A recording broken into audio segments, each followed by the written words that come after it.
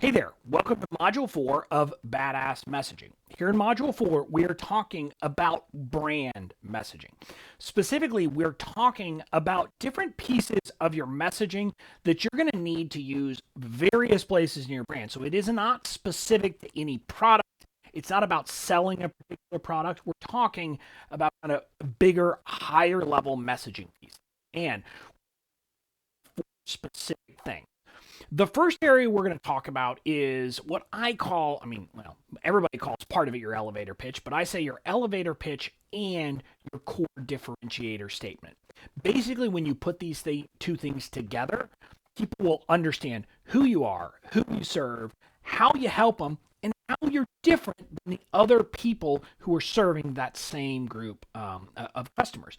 So it's a way of really positioning yourself so that people know exactly where you fit in kind of the whole process. So that's one piece. Now, the next piece of messaging we're going to talk about is your origin story. This is something that a lot of people struggle with, and it's something that you really need to dive.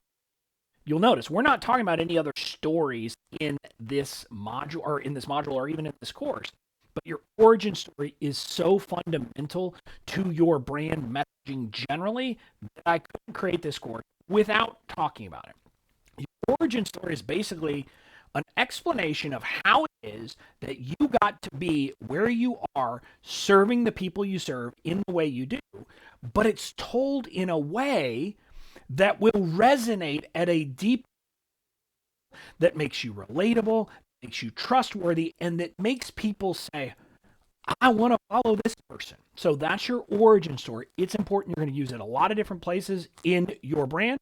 So we're going to tackle it here. After that, we're going to talk about different iterations of your bio, like how do you write the stuff on your about page? How do you write like introductions that you might use for a video or for something else like that? So we're going to talk about those quick little different ways to write bio iterations. And finally, we're going to talk about creating belief shift videos. Now, back in Module 2, we talked about shifting beliefs.